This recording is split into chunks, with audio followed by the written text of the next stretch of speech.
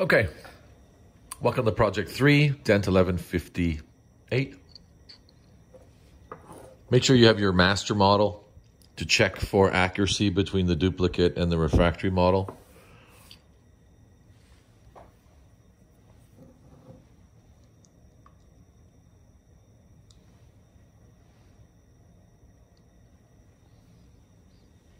I've taken the liberty to start the wax up here. I took free-flowing wax and filled in the bead line, the horizontal shoe extensions, the internal finishing line, the anterior bead line here, and the internal finishing line, as well as the horizontal shoe extensions times 3.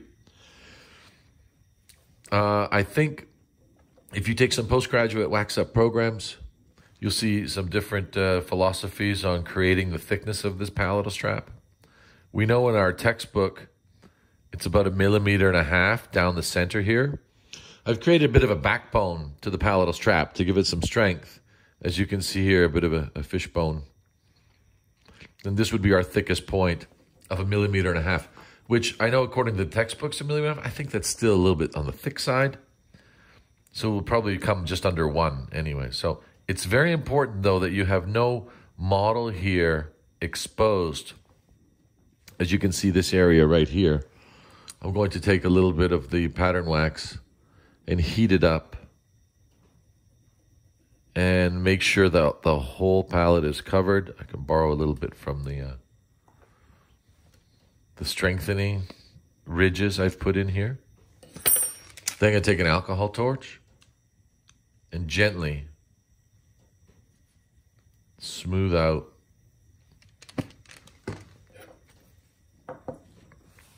the pattern wax. I'll reintroduce a little thickness there into the center. So this is step 1. I think we can all manage this very easily. Now, you could use inlay wax, but I prefer to use the pattern wax. It's a little softer, a little easier. I've got some debris off my number 7 here. So my next step would be to take the mesh lattice retention grids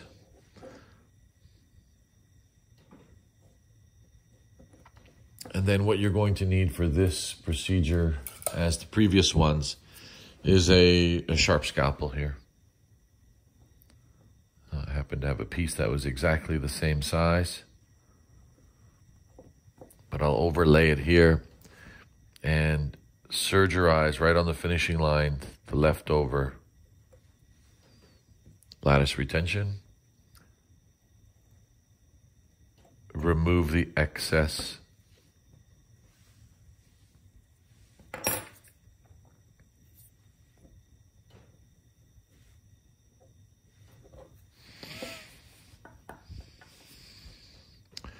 now. Before I put it on the other side, I'll finish this one here. I'm going to seal the pattern wax, the retention grid wax, very gently, very lightly. Don't make it too thick, but they have to be joined together on the internal finishing line side. If you fill in a half a row or even the ends of this internal finishing line, it's fine. We have a solid junction between the two.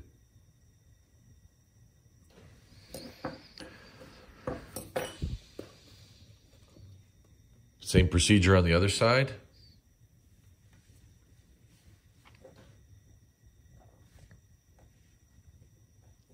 Flat side down, remember, on that mesh lattice retention. The flat side down. A couple of you had it upside down.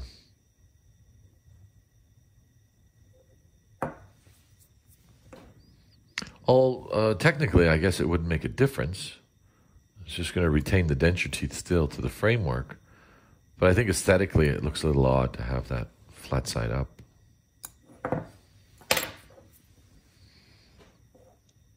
So remove the excess of the pattern wax.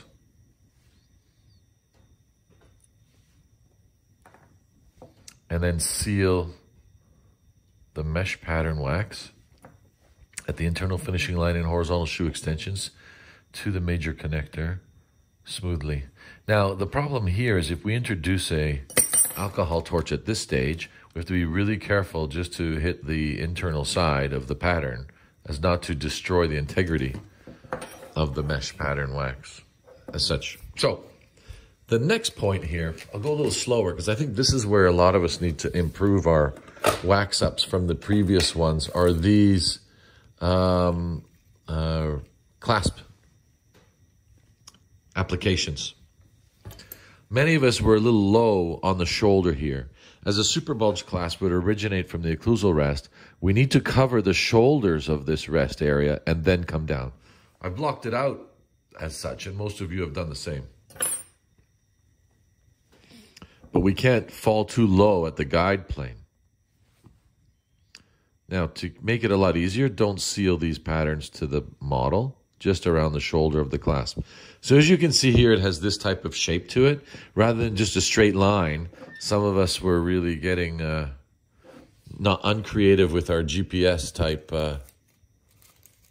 wax ups, meaning straight to the undercut area. Now, I would favor the thicker part of the pattern wax. So therefore, I leave the end. If it's too long, I'll remove it from the end, but this one seems to be the right length. But if I would use generally the thicker part of the pattern wax. So there we have the buckle side. And you can see the occlusal side. It's right up at the shoulder of the rest. This one here seemed to be creeping up a little high above my ledge here. So to finish one, I'm going to take free-flowing inlay wax here again. Fill in the rest. Very hot to make sure the margins of the rest preparation are completely sealed. Now this is basically a removable class 1 filling here. We've got a distal occlusal inlay, basically, in chromium cobalt. So we got to make sure that the integrity of the margins are maintained, the margins around the rest preparation.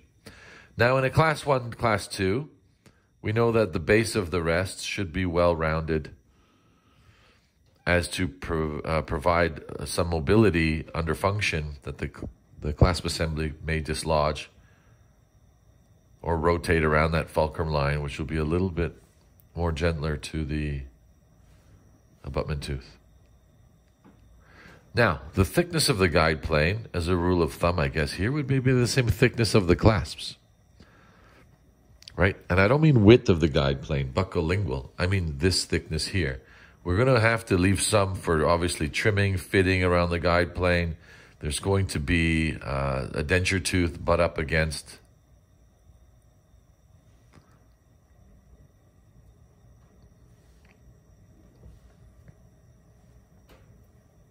Add a little bit here on the shoulder and some thickness. So I have some room to shape and trim, whether I choose to do that with my, looking for one, Zale Carver.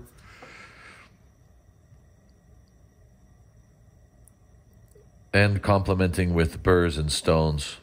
Also the width of the guide plane here, I will make it consistent. This is a lot easier than using a disc. I still will use one, but at least I will not burn half a disc. I'll remove the outside of the mesh pattern wax here on both sides. You can see that I've gone way too far off the top of the ridge here because I got to visualize the neck of the teeth being set up here, 5, 6, 7. Even here a little bit too much.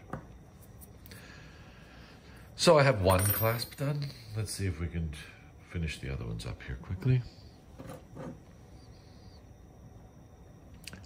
If you're having a hard time with fingernails or your spatulas, I guess you could use a brush or the end of an eraser. You could shape it as this one here, and this one's a little bit more, let's say, gentle to the pattern here. As I'm putting it in place, I'm pushing it in place. Fell down here at the shoulder of the clasp. Let me lift that up just a bit.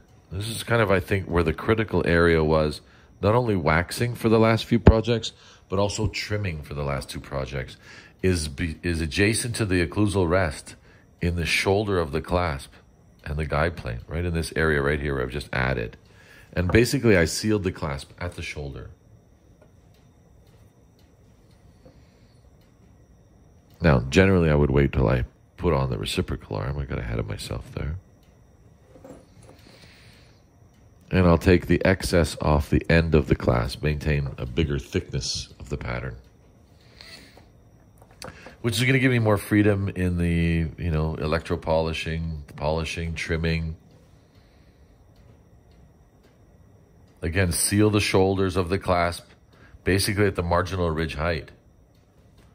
These is areas that we all think we need to improve. We did really well on the first two, but now we're going to take what we've learned and see if we can apply it a little differently. This is still something different in this casting here.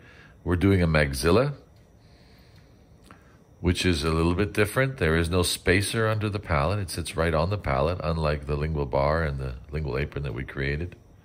Sits off the tissue.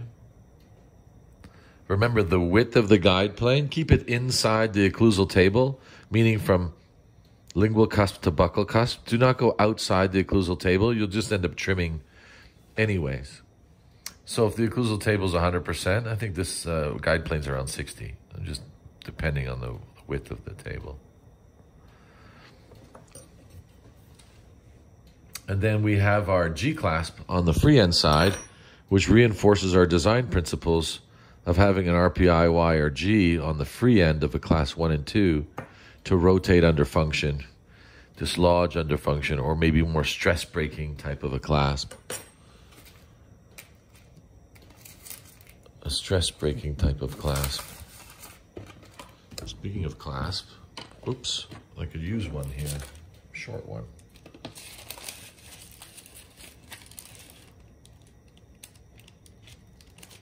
Maybe I got an I-bar pattern here. I didn't want to get up. And it's straight. I don't want you to do this, but you could use such a thing. I just have to put the bend in it there. As you can see, it's the same. Right? Maybe the tip here that I've taken off with my nail, I'll have to round up a bit. But this is an important part here, that the clasp originate from the shoulder of the guide plane, and we maintain the height of the marginal ridge on the guide plane. And then maybe as a rule of thumb to start, the thickness of the clasp pattern is the thickness of the guide plane. We'll start with that.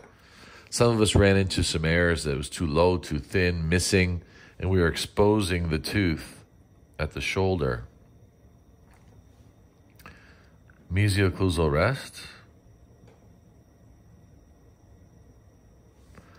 I've sealed the rest at the shoulder as well, meaning where the reciprocal arm comes into.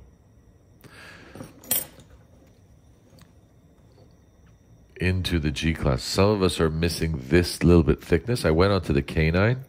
I'm going to remove it here. And I can concave that if I wish. Seal the shoulder of the G-clasp here, where the guide plane is, at the width of the occlusal table. And then I'll add the guide plane below. Get some lighting here. Hopefully you can see that. It got a little dark, I think.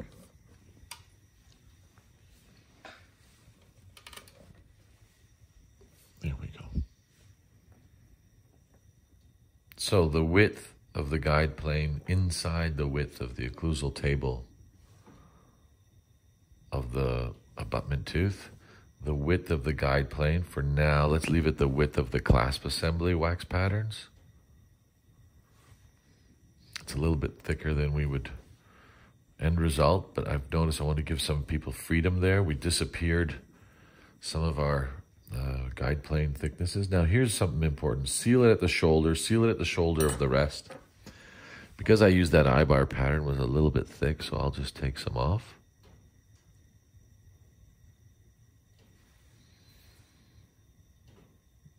That's a lot less commotion than using a carbide disc. And this area is critical.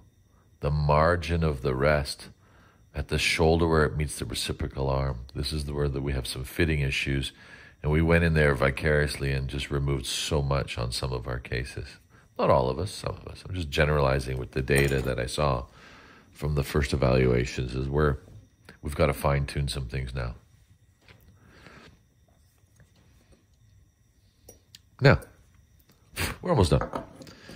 There's a couple of ways to do the next step, but I'll show you, I think, an easier way or maybe a predictable way. We'll stick with that. So we'll get our finishing line wax, our 20 gauge wax. And then I want you to go right up from the guide plane here, blending into the proximal plate. And we're creating the external finishing line now, first. And you can see where I'm going right up, blending it right into the inside of the guide plane of the molar here. And we have a shape like this. I've created almost like a 2 bicuspid shape. There's no straight lines. And now I'm going to add wax to the one side of the finishing line, or the palatal side of the finishing line, maintaining the width of that finishing line pattern wax and its integrity. So blend in there. Don't thin it out, because I got to keep that thickness. That'll be my butt up from acrylic to the palatal side of the partial there. I need that thickness of that finishing line. And then I've blended it in there. If you want, be really careful now. If you want to use a little alcohol torch and just kind of smooth out that junction between the palette wax and the wax I've just added to the palatal side of my finishing line. Nice and smooth. This side is done.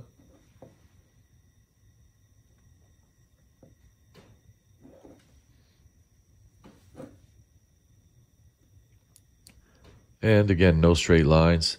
And what I'm doing, I'm starting at one end, I'm squeezing it down till it adheres, and then I'm moving it with my other hand back and forth. And you can see the shape. It looks kind of symmetrical to the other side. Again, pattern, free-flowing pattern wax on the palatal side of the finishing line. This is going to be a little bit challenging. It's almost like the external finishing line on the lower, except it's the palatal side of this upper strap here. And we're filling in the palatal side here, joining it. We've got a little bit additions to do in that guide plane area.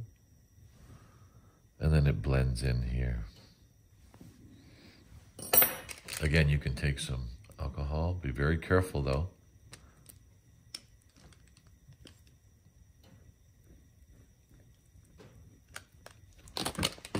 Very careful to kind of blend in this addition of wax here. I got a little bit thick, so I'm going to stretch it down.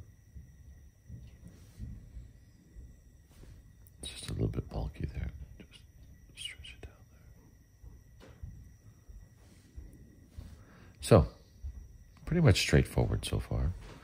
At this moment in time, I can add my little tissue stop here, which is usually on the outside of the ridge on the upper. Don't go back here where there's hamular notch, mobile retromolar pad.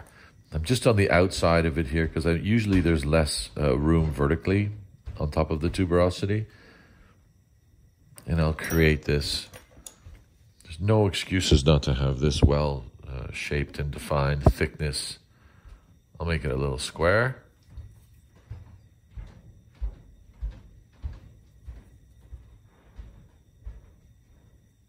Perfect. And then I'll just reduce the height of it so it's the same thickness. Got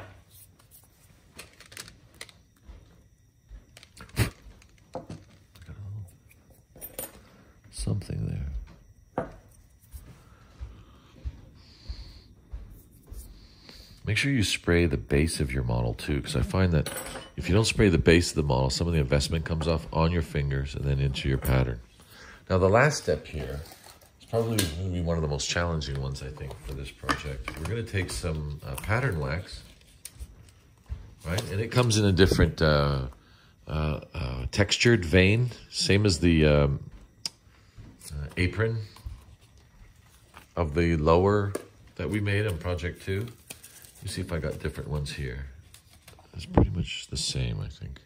You can get different, oh geez, there's maybe 10 different varieties of veining of the palatal stipple wax. And what you need to do is estimate how much you need here for the palatal strap. So I'll just start off with a larger piece as such. Now be really careful that you don't squish this heated up to ruin the pattern, right?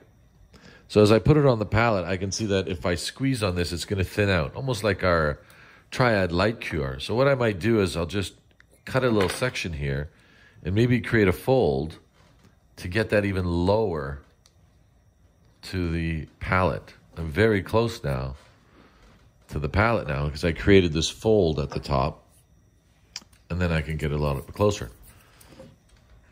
I'm going to use my finger here now and gently put it into place.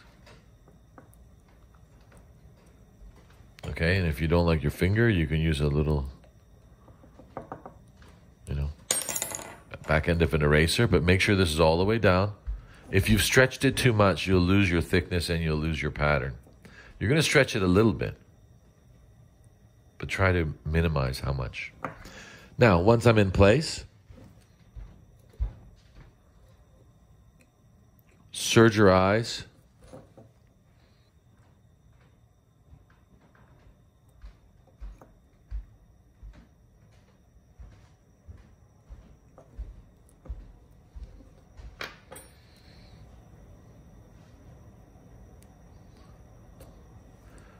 Surgerize the excess.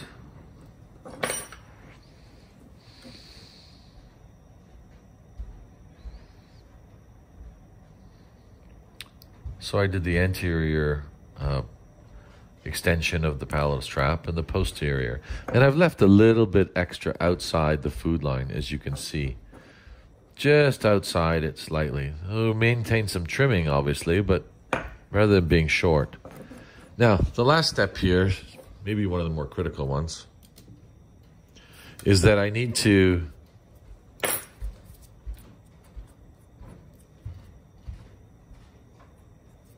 picking up some dust from the model here. I need to surgerize the external finishing line at the same time as my 20 gauge wax below, sealing it together. So you need a steady hand.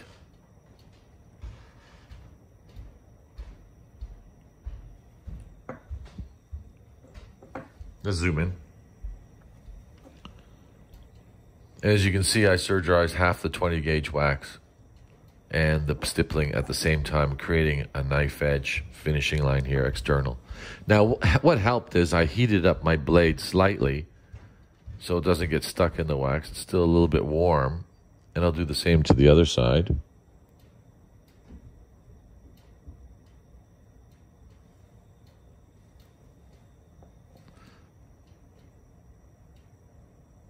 Now, like the lingual bar that we created, we're going to have a polished border, smooth external finishing line, the same width of polished border at the back, this external finishing line, and a polished border here when we're done.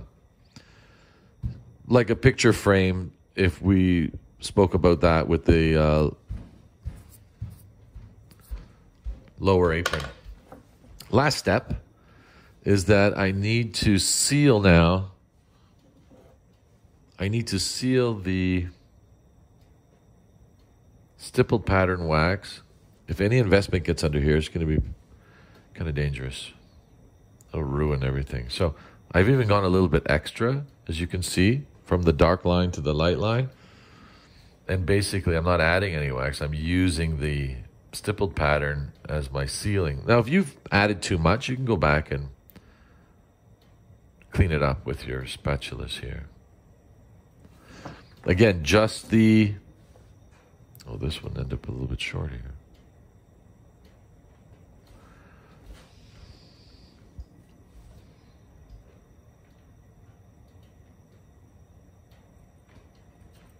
The neater you are, the better finished product you're going to have.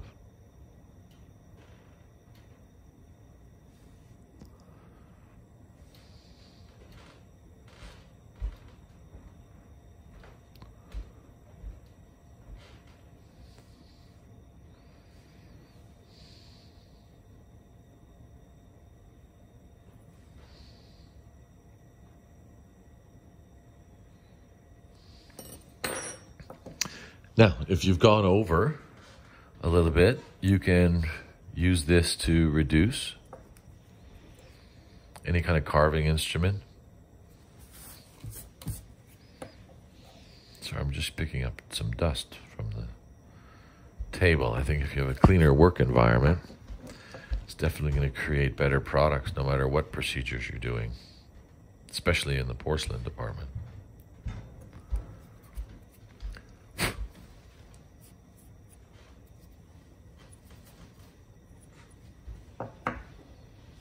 So we have different opportunities now to sprue this.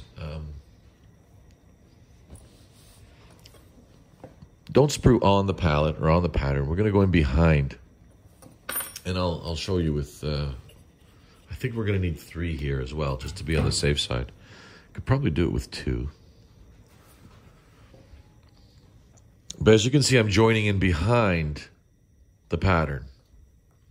Now, we can use the round wax too. I mean, I think if we read the textbook, it's going to say use a square patterned wax sprue for a palette as the metal is going in the same shape. But as you can see, I've kind of squashed it down here at the end. And then I'm going to fan it out. I'm joining now beyond the bead line of the palatal strap, almost widening it like a funnel type. Now we're using induction centrifuge. We could probably cast this with 1 sprue.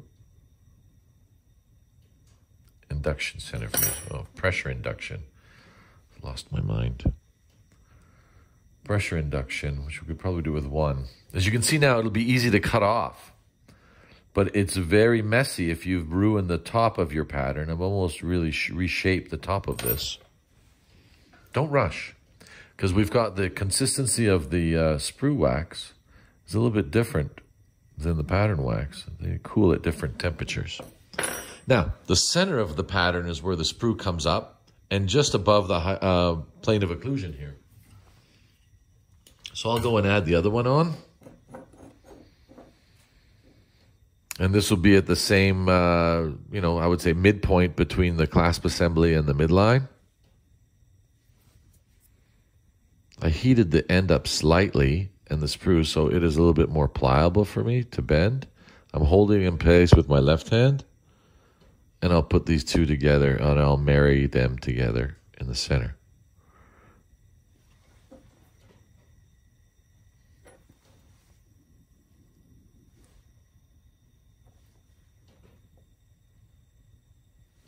Now I'm going to join. This was beyond, the sprue was beyond the food line. And I'm going to funnel shape it out left and right, a little wider. And then it is a circular sprue, but I'll try to give it some type of rectangular shape as it comes into the palette. Hopefully that won't be too turbulent for the alloy to change shape. I mean, this is happening in a split second, our castings, as you've witnessed.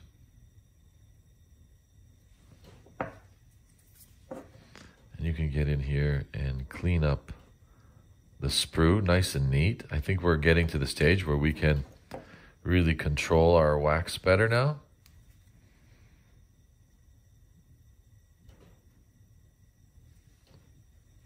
So there we have 2 sprues at the back.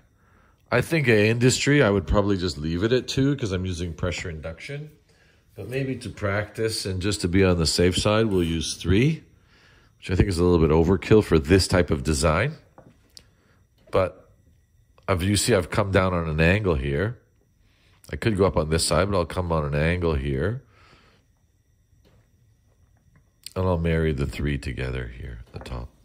And again, I've come behind the pattern, not on top of the palette, and I'll fill in here.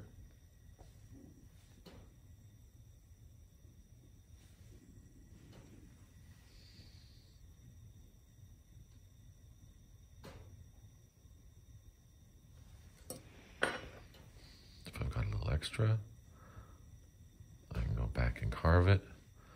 Take the nose of the sprue off. I'll kind of rectangular sprue a bit. And then from the side angle, you can see I'll have the 3 together here.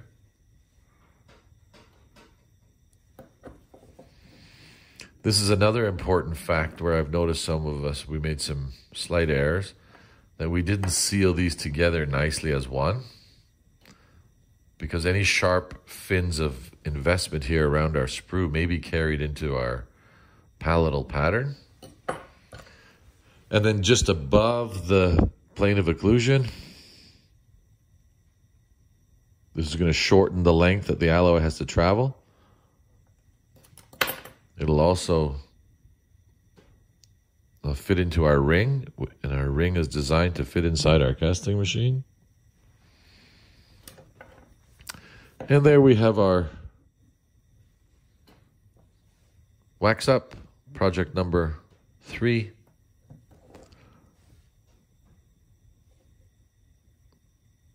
I won't put the sprue top on so we can visualize the wax up.